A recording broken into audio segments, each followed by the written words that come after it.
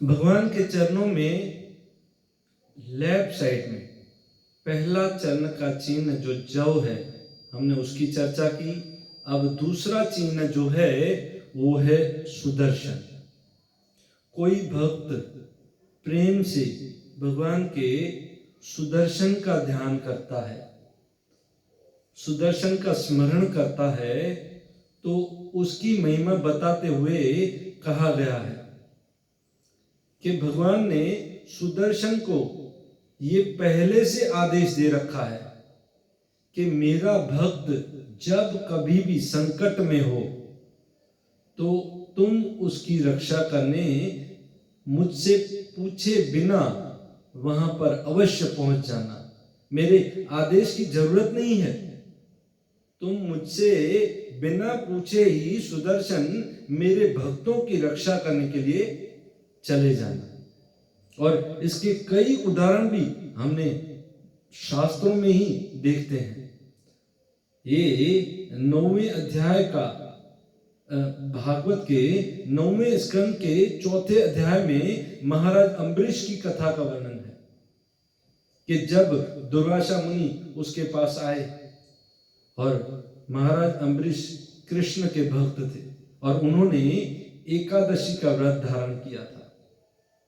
उस समय दूसरे दिन द्वादशी थी और व्रत छोड़ने का समय था। महाराज अम्बरीश निर्जला एकादशी करते थे।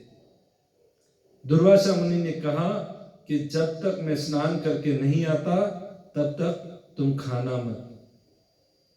महाराज अम्बरीश उसकी राह देखने लगे, इंतजार करने लगे, और दुर्वासा मुनि यमुना में स्नान करने चले गए, अपने कई शिष्यों के साथ थे। और उस समय एकादशी व्रत पालन छोड़ने का समय आ चुका था। देखिए, जब हम एकादशी करते हैं ना, और दूसरे दिन जो परायण का समय होता है, एकादशी छोड़ने का समय होता है, उसी समय दौरान अगर हम एकादशी छोड़ते हैं तो कल जो हमने एकादशी रखी थी उसका फल मिलता है। ये शास्त्रों में जो बताया गया है उसका पालन करना चाहिए। तो एकादशी पारायण का समय हो चुका था। तब अम्बरीश महाराज ने साधु संतों से पूछ करके ये आज्ञा ली कि तुमने निर्जला एकादशी रखी है, अब दुर्वासा मुनि का इंतजार कर रहे हो, वो आए नहीं है, और उपवास तुम्हें छोड़ना भी है, तो तुम जल पी लो, इससे तुम्हारा व्रत छूट भी जाएगा, क्योंकि तुमने निर्जला एकादशी रखी थी और तुमने नहीं खाया है, उसकी भी दुर्वासा ऋषि को बताया जाएगा कि आपने खाया नहीं। और जब दुर्वासा मुनि वहां पर पहुंचे, उन्होंने अपने ध्यान से ये पता लगा लिया कि अम्बरीश राजा ने जल पी लिया है, और जल पी लिया है ये बात से वो क्रोधित हो गए, और क्रोधित होकर के उन्होंने अपने बालों से कृत्या नाम की एक राक्षसी को प्रकट किया, और कृत्या को जैसे ही छोड़ा अम्बरीश राजा को जलाने के लिए, तो उसी समय अम्बरीश राजा नम्र भाव से भगवान का चिंतन स्मरण करने लगे, भगवान का ध्यान करने लगे, और वहां पर सुदर्शन प्रकट हो गया। सुदर्शन ने उस कृत्या को जलाकर भस्म कर दिया, और इतना ही नहीं, वो सुदर्शन उस दुर्वासा ऋषि के पीछे पड़ गया। अब दुर्वासा ऋषि भागने लगे, सारे देवताओं के पास, इस लोक में, उस लोक में, स्वर्ग लोक में, इंद्र के पास, शिव जी के पास, ब्रह्मा जी के पास, हर लोक में पहुंच गए, पर सब ने कहा ये सुदर्शन जो है वो कृष्ण का है, इसलिए हम कुछ भी नहीं कर सकते। और ये उनको बताया गया, ये जिसका चक्र है, सुदर्शन है, तुम उसी के पास जाओ। और दौड़ते दौड़ते वो वैकुंठ में पहुंच गए और विष्णु के चरणों में गिर गए। उस समय भगवान विष्णु ने कहा कि तुमने जिसका अपराध किया है ना, तुम्हें उसी के पास जाना पड़ेगा। अहम भक्त पराधीन, मैं भक्तों के अधीन हूं दुर्वासा। तुमने जिस वैष्णव का अपराध किया है उसी के पास जाओ, तभी ये सुदर्शन तुम्हें छोड़ेगा। और तुरंत दुर्वासा मुनि अम्बरीश राजा के पास गए और उनसे क्षमा याचना की, और फिर सुदर्शन शांत हुआ। देखिए सुदर्शन कैसे भक्तों की रक्षा करता है। हम बहुत उदाहरण हैं शास्त्रों में, सुदर्शन ने भक्तों की रक्षा की है। हमने महाभारत में ही देखा, पांडव जो हैं वो भगवान श्री कृष्ण के बहुत प्रिय भक्त थे, प्राण थे कृष्ण के। ऐसा कृष्ण कहते हैं, ये पांडव जो है ना, ये मेरे प्राण हैं। और महाभारत का युद्ध कहा जाता है, महाभारत का युद्ध जब समाप्त हुआ और उस समय सभी आपस में बातें कर रहे थे। कोई कह रहा था इस योद्धा को मैंने मारा, उस योद्धा को मैंने मारा। आपस में जब बातें कर रहे थे तो कृष्ण भी उनके साथ थे, और कृष्ण उनकी बातें सुनकर के हंस रहे थे। जब पांडवों ने कहा अरे आप क्यों हंस रहे हो, तो कृष्ण ने कहा आप सब लोग बोल रहे हो इस योद्धा को मैंने मारा, उसको मैंने मारा। अगर जिसने इस पूरे महाभारत के युद्ध को देखा हो और हम जाकर उससे पूछें तो हमें सत्य का पता चल जाएगा कि इन योद्धाओं को किसने मारा है। तब पांडवों ने कहा तो किसने देखा, चलो हम उसके पास चलते हैं, हम उनसे पूछते हैं। तब कृष्ण ने कहा कि बर्बरिक जो भीम का पौत्र था, भीम का पुत्र घटोत्कच और घटोत्कच का पुत्र बर्बरिक ने जिसका सर काट लिया गया था और उसको वृक्ष पर बिठा दिया गया था, और कृष्ण ने उसको ये आशीर्वाद दिया था कि तुम इस महाभारत का युद्ध पूरा देख पाओगे। अब महाभारत के 18 दिन बीत चुके थे, युद्ध समाप्त हुआ था। अब सारे योद्धा पांडव जब उस वृक्ष के पास आए और बर्बरिक से कृष्ण ने कहा बर्बरिक तुमने युद्ध के मैदान में क्या देखा। तब बर्बरिक ने कहा प्रभु जब युद्ध चल रहा था तो मैंने ऐसा देखा जैसे कोई बच्चे खिलौनों के साथ खेलते हैं ना, ऐसे इस सारे युद्ध के मैदान में जो बड़े बड़े योद्धा थे अपने अपने हथियारों के साथ खेल रहे थे, परंतु काम सिर्फ एक ही वस्तु कर रही थी, एक ही चीज कर रही थी, और वो था सुदर्शन। सुदर्शन उन सारे योद्धाओं का वध कर रहा था। सब वस्तुओं, सब जो दुष्कर्मी थे उनको मार रहा था, उनकी हत्याएं कर रहा था, ये मैं देख रहा था। यानी महाभारत में जो मुख्य काम किया, सबको उड़ाने का काम किया, वो आपके सुदर्शन ने किया। आपके सुदर्शन ने ही इन पांडवों की रक्षा की है प्रभु। और ये देख करके जब कृष्ण ने पांडवों को देखा तो पांडव शांत हो गए। ये मैंने किया, मैंने उसको मारा, ये सब भूल गए और समझ गए कि कृष्ण ने ही हमारी रक्षा की है। यानी कृष्ण के चरणों में जो रहता है और उस पर अगर कोई कष्ट आता है तो कृष्ण उसकी रक्षा करते हैं। हमने देखा महाभारत में जब अश्वत्थामा ने शस्त्र छोड़ा था, अग्न्यास्त्र, और वो उत्तरा के गर्भ पर जब प्रहार करता है और परीक्षित को समझो मार ही डाला था। उस समय उत्तरा दौड़ती दौड़ती कृष्ण के शरण में आई और कृष्ण से पाई पाही महायोगी देव देव जगतपते प्रार्थना करने लगी।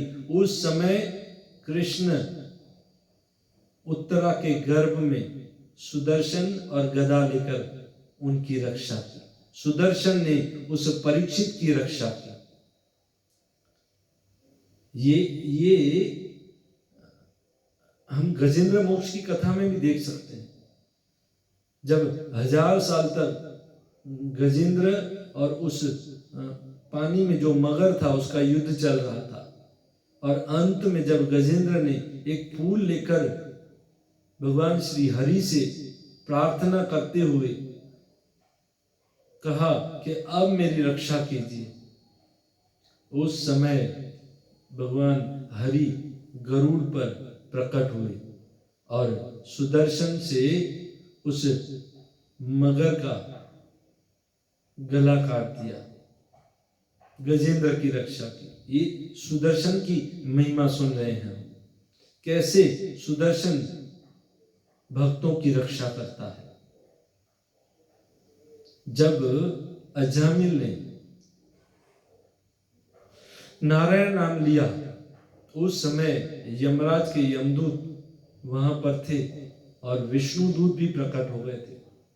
और जब विष्णु दूतों ने यमराज के यमदूतों को यह आदेश दिया कि तुम यहां से चले जाओ क्योंकि अब हम इसकी रक्षा करेंगे, उस समय यमराज के यमदूत जब यमराज के पास पहुंचे, उस समय यमराज से कहने लगे, हम तो ये समझ रहे थे कि धर्म के रक्षक सिर्फ आप हो,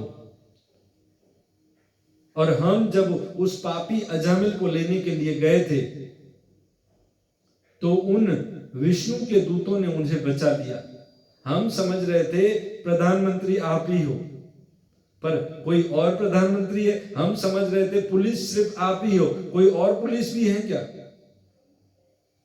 तब यमराज ने यमदूतों से कहा कि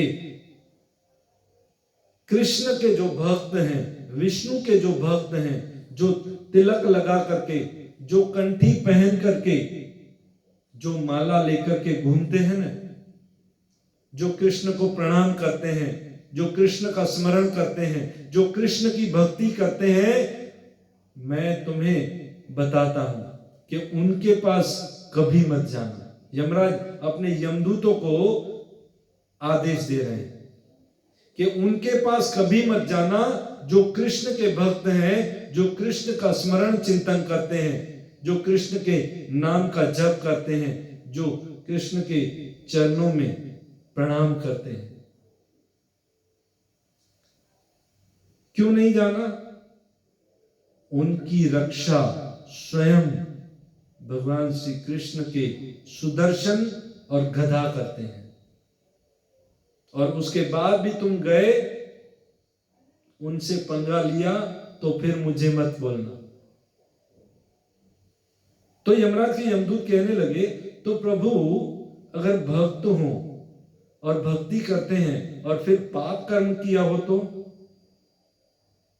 तो यमराज कहते हैं वो भगवान जाने और उनके भक्त जाने, बीच में लफड़े में पड़ने का नहीं। तो उनका क्या होता है? जो भक्ति भी करते हैं और फिर कभी कभी अपराध करते हैं, पाप कर्म करते हैं, तो भी भगवान उनको अपने पास रखते हैं।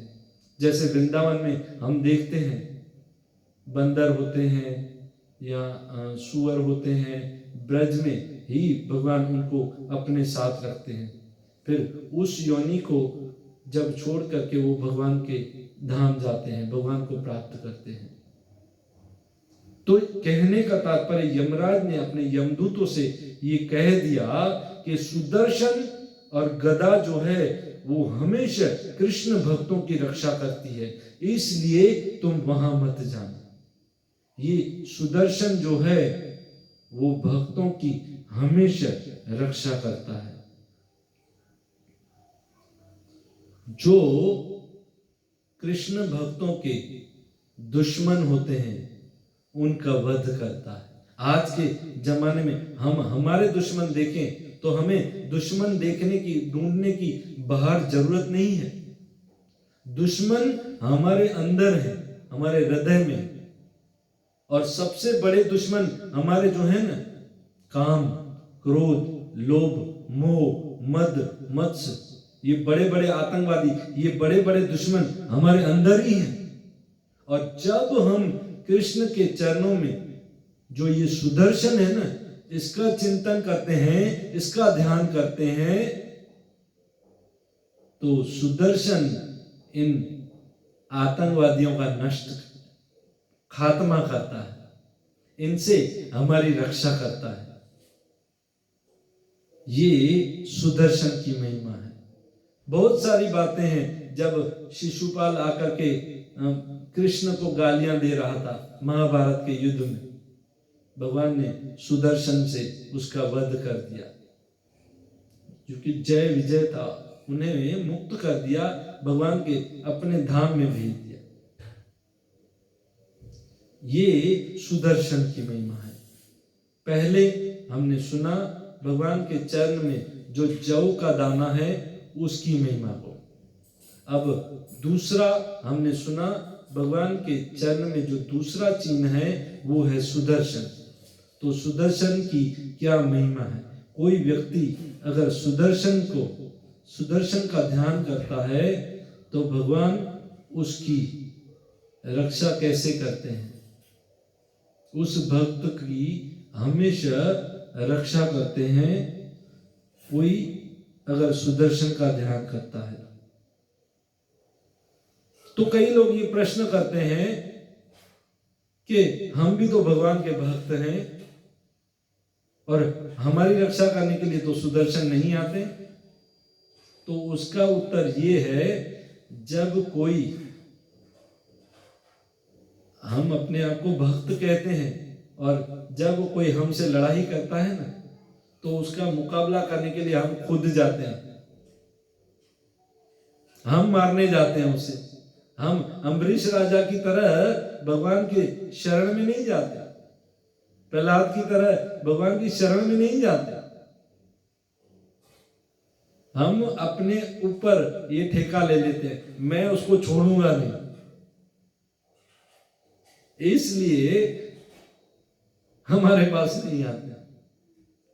हमें अम्बरीश राजा की तरह, प्रहलाद महाराज की तरह भगवान का स्मरण और चिंतन करना चाहिए। हमें खुद उसके लिए मुकाबले के लिए तैयार नहीं होना चाहिए कि मैं उसे छोड़ूंगा नहीं। ये है सुदर्शन की महिमा।